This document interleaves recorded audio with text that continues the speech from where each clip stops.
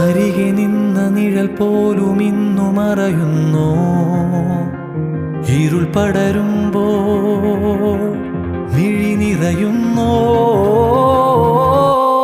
കൺമുന്നിൽ ഈ ഭൂഗോളം മറുദിശ തിരിയുകയോ. ദിനരാത്രമെന്ന പടിഞ്ഞാ